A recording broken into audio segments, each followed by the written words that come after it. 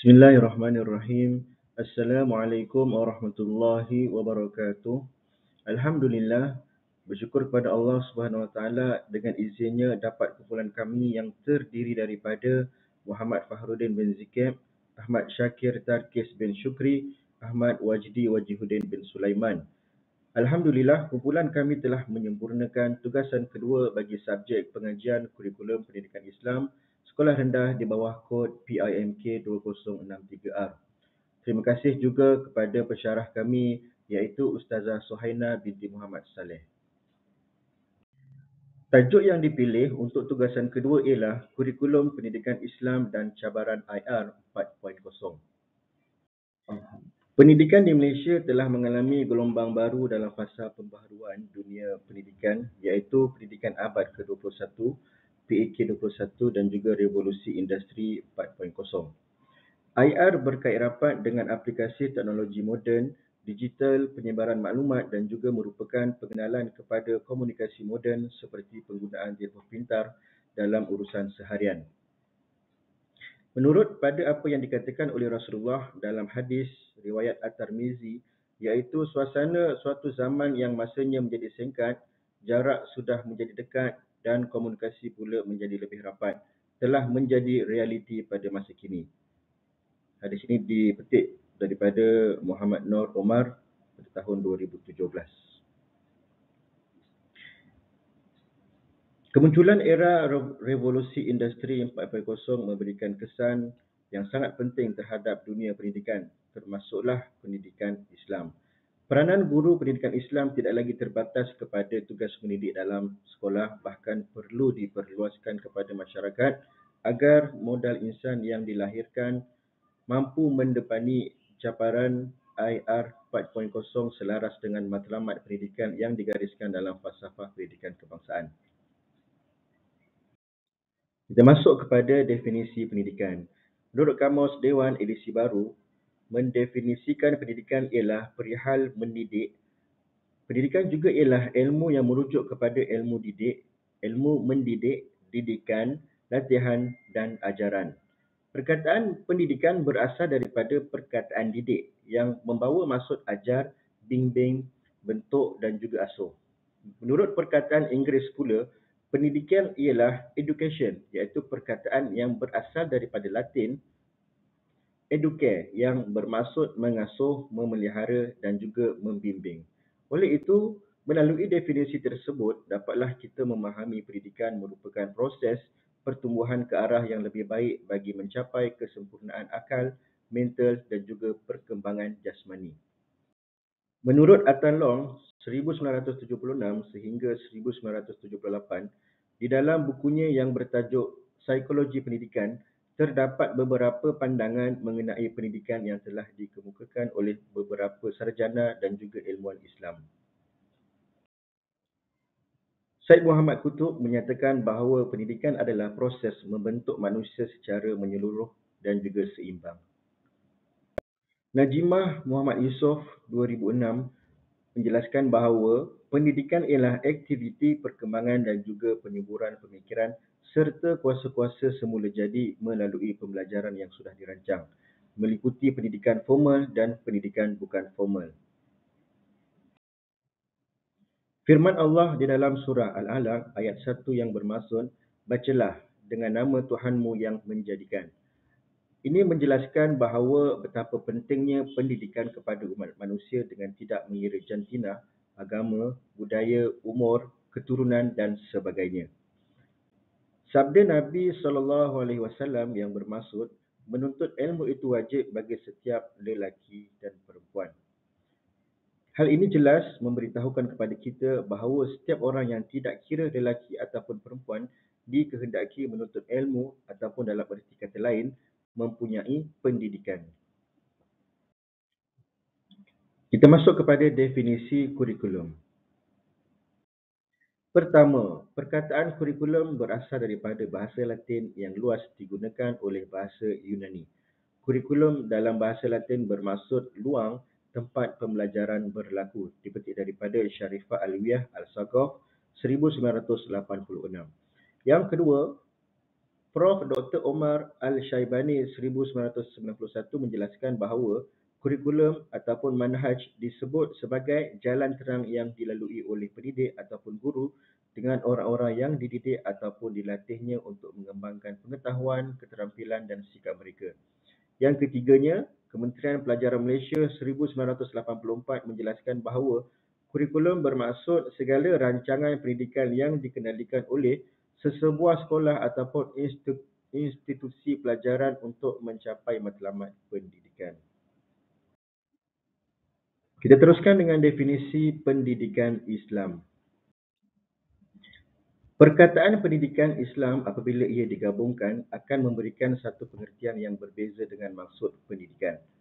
Menurut Hasan Al-Sharqawi menyifatkan pendidikan Islam sebagai satu kefahaman terhadap ajaran Islam yang membawa kepada seseorang manusia kepada menjauhi diri dari sifat tercela dan mendekatkan diri dengan sifat-sifat yang terpuji. Semuanya ini akan dapat mencerdikkan akal, menguatkan tubuh badan, membersihkan diri dan juga menyamakan di antara kekuatan yang ada pada tubuh badan dan di antara kekuatan diri dan hubungannya dengan Allah, kejadian sekeliling dan juga manusia seluruhnya. Menurut Al-Ghazali Darussalam berpendapat bahawa pendidikan Islam adalah segala bentuk pengajaran dan pendidikan yang diterima oleh umat Islam yang berlandaskan Al-Quran dan juga As-Sunnah. Beliau menafikan bahawa pendidikan selain yang dinyatakan tersebut adalah pendidikan asing. Yang ketiganya, menurut Al-Atas, Hasan Langgulong dan juga Burlian Somad, maksud pendidikan itu ialah perubahan dalaman dan perubahan tingkah laku. Yang ini dipetik daripada Muhammad Yusuf Ahmad pada tahun 2004. Apabila disebut sebagai pendidikan Islam, ia menjadi lebih khusus dan bermaksud pendidikan yang berteraskan syariat Islam yang berpandukan Al-Quran dan juga As-Sunnah. Dan perubahan yang dikhendaki pula ialah perubahan rohani, akhlak dan juga tingkah laku menurut Islam. Jadi, dapat disimpulkan bahawa di sini pendidikan Islam ialah suatu perkara ataupun suatu proses yang menyampaikan ilmu kepada seseorang dalam usaha untuk membentuk peribadi dan sasiah dalam kehidupan seharian yang berlandaskan ajaran Islam. Hal ini agar tempat kembali seseorang di akhirat nanti ialah di tempat yang baik sebagai balasan mengamalkan ilmu berlandaskan pendidikan Islam yang diterima semasa hidupnya di dunia. Okey, seterusnya kita masuk kepada definisi kurikulum pendidikan Islam. Kurikulum pendidikan Islam adalah bahan-bahan pendidikan Islam berupa kegiatan, pengetahuan dan pengalaman yang dengan sengaja dan sistematik diberikan kepada anak didik dalam rangka mencapai tujuan pendidikan Islam. Atau dalam erti kata lain, kurikulum pendidikan Islam adalah semua aktiviti, pengetahuan dan pengalaman yang dengan sengaja dan sistematik diberikan oleh pendidik kepada anak didik masing-masing dalam berangka tujuan pendidikan Islam. Ini dipetik daripada Haji Syamsul Bahri Tardere pada tahun 1993. Seterusnya kita masuk pula kepada matlamat pendidikan Islam. Matlamat pendidikan Islam yang pertama adalah mempersiapkan warga negara yang baik. Kedua, membentuk manusia yang memiliki kepribadian yang unggul. Dan yang ketiga, membekalkan anak didik kita dengan ilmu pengetahuan. Keempat, mendidik manusia ke arah kecemerlangan rohani dan jasmani. Seterusnya, membentuk akhlak sempurna sebagai manusia yang ideal. Kemudian, yang terakhir, kebolehan dan kecekapan dalam kerja supaya hidup bahagia. Seterusnya, kita masuk kepada objektif pendidikan Islam. Okey, baik, antara objektif pendidikan Islam yang pertama adalah mengajar murid didikan agama. Kemudian mendidik jiwa murid-murid sehingga mencetuskan kesedaran beragama. Kemudian mendidik murid supaya beramal dengan akhlak terpuji sejak kecil seperti akhlak Rasulullah SAW. Kemudian menunjukkan kepada murid semua ajaran, suruhan ataupun larangan bertujuan untuk kebaikan diri seseorang, untuk murid-murid. Kemudian menambahkan pengetahuan murid tentang kelebihan hukum agama berdasarkan Al-Quran dan hadis Rasulullah SAW supaya murid tidak terpeksa daripada ajaran Islam. Kemudian memupuk perasaan suka belajar dengan membaca Al-Quran sebagaimana amalan-amalan para sahabat dan Rasulullah SAW. Kemudian belajar mengenai kesopanan, adab, tingkah laku dari hadis-hadis yang berkaitan dengan Rasulullah.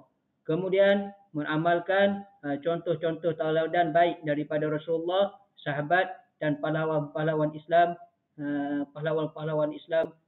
seperti dahulu. Seterusnya kita masuk lagi kepada falsafah pendidikan Islam. Apa falsafah pendidikan Islam? Falsafah merupakan komponen yang paling utama dan tertinggi di dalam pendidikan. Kerana bentuk manusia yang ingin dilahirkan adalah bergantung kepada falsafahnya. Pendidikan diertikan oleh cendekiawan sebagai pemindahan nilai-nilai dari generasi ke generasi sama ada ilmu maupun kemahiran. Sedangkan nilai-nilai ini adalah ditentukan oleh falsafahnya yang disogokkan melalui sistem pendidikan. Keperluan untuk menyatakan falsafah pendidikan ini secara tersurat mula disedari oleh Jawatan Kuasa Penggubal Sukatan Kurikulum Pendidikan Islam. Beberapa siri pembincangan cendekiawan Islam telah diadakan. Hasilnya, pernyataan falsafah pendidikan Islam dirumuskan adalah seperti berikut. Pendidikan Islam adalah satu usaha berterusan untuk menyampaikan ilmu, kemahiran dan penghayatan Islam berdasarkan Al-Quran dan As-Sunnah Nabi Muhammad SAW bagi membentuk sikap, kemahiran, kepribadian dan pandangan hidup sebagai hamba Allah yang mempunyai tanggungjawab untuk membangunkan diri, masyarakat, alam sekitar dan negara ke arah kebaikan di dunia dan kesejahteraan abadi di akhirat. Petikan ini diambil daripada Kementerian Pendidikan Malaysia. Seterusnya, di dalam tajuk ini saya akan menerangkan tentang revolusi perindustrian yang berlaku di dalam pendidikan Islam. Revolusi industri ataupun RI 4.0 ini merupakan satu kemajuan yang dikecapi manusia sepanjang peradaban dan ketamadunan manusia yang sentiasa berlaku. Jadi, sejarah revolusi ini mula diperkenalkan oleh Arnold Toynbee yang merupakan ahli sejarah yang terkenal. Maka, revolusi sebenarnya perkara yang lazim berlaku dalam masyarakat moden kerana dunia sememangnya akan sentiasa berubah mengikut peredaran zaman. Revolusi juga bermula dari tahun 1760 sehingga 1830. Jika kita lihat pada revolusi industri 1.0 ataupun RI 1.0, ianya bermula pada abad 18 dengan pertumbuhan pembinaan jentera yang berasaskan wap. Jentera ini mula dibina dan dicipta oleh James Watt.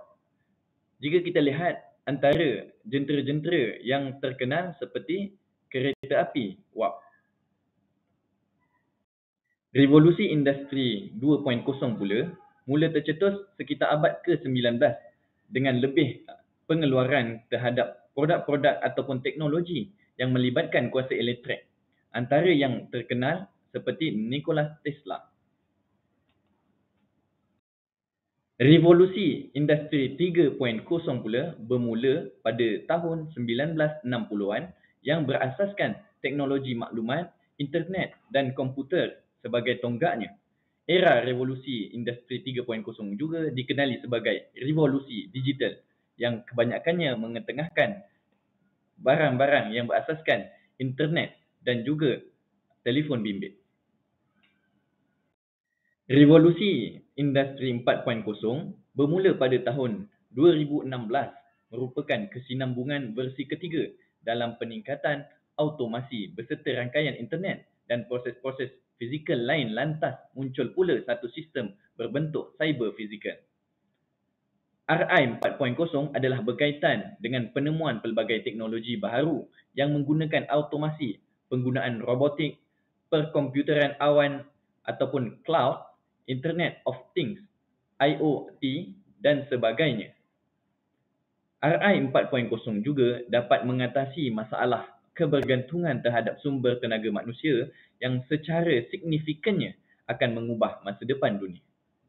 Pendidikan 4.0 merupakan pendidikan yang memanfaatkan teknologi digital dalam proses pembelajaran atau dikenali sebagai sistem cyber. Seterusnya, kita masuk pula kepada cabaran industri revolusi 4.0 dalam pendidikan Islam. Antara cabaran terhadap guru yang perlu dihadapi adalah guru perlu lebih memikirkan kaedah bersesuaian dalam mengajar pendidikan Islam dengan cara baru. Kaedah pengajaran dan pembelajaran Islam ini sebelum ini secara berkesinambungan telah dilakukan mengikut tradisi yang penuh dengan nilai-nilai agama. Penyampaian berita dalam Islam pada asasnya telah dibuat dengan teliti dan disampaikan dari satu generasi ke satu generasi yang lain berdasarkan kitab-kitab muktabar. Seterusnya, kandungan maklumat agama melalui internet dilihat terlalu terbuka dan bebas tanpa tapisan serta boleh dilakukan oleh sesiapa sahaja dengan cara memuat turun berita secara bebas.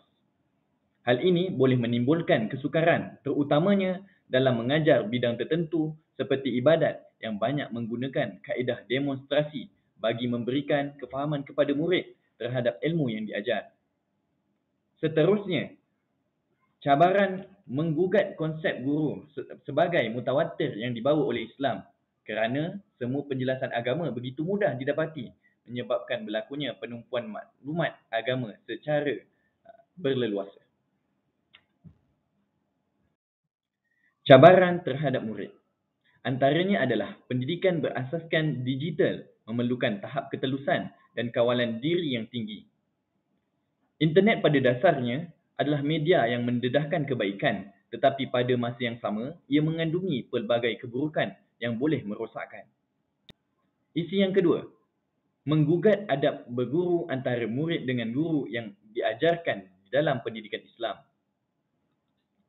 Pembelajaran subjek pendidikan Islam memerlukan proses dan sentuhan guru bagi menjamin dan menjaga adab pembelajaran sesuai dengan kehendak syariat Islam dalam memberikan pendidikan terhadap murid.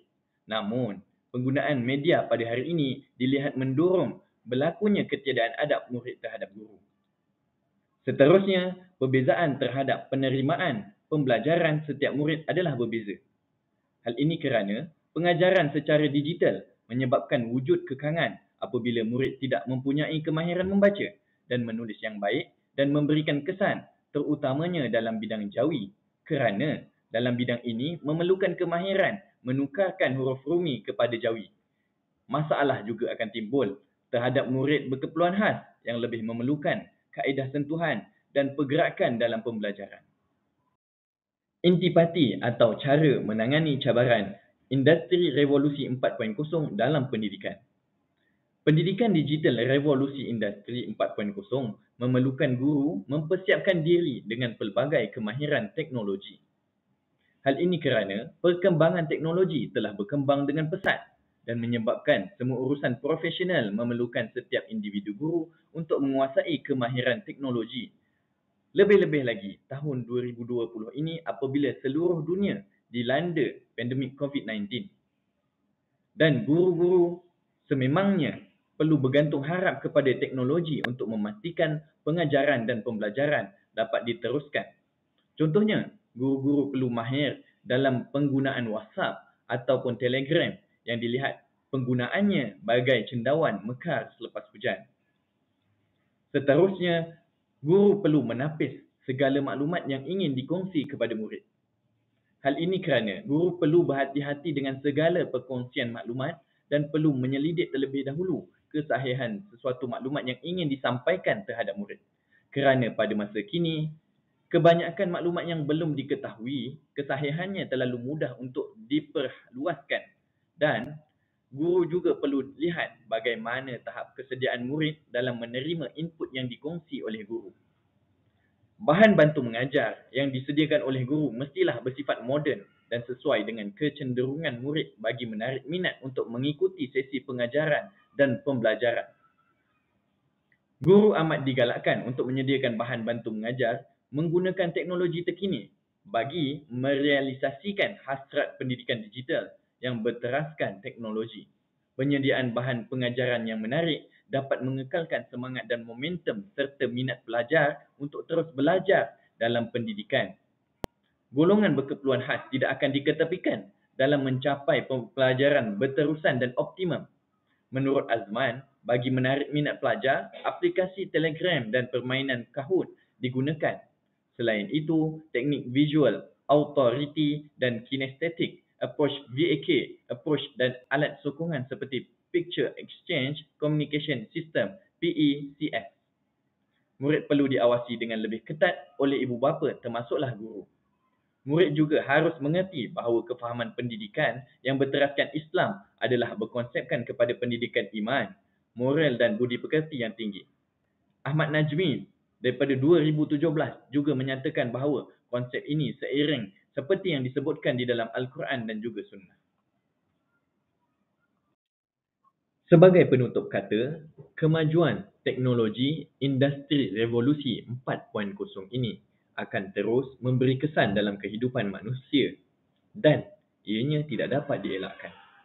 Persediaan GPI dalam mendepani cabaran pendidikan digital era revolusi industri 4.0 ini secara tidak langsung perlu kepada kerjasama semua pihak dalam mencapai misi dan aspirasi yang dihasratkan.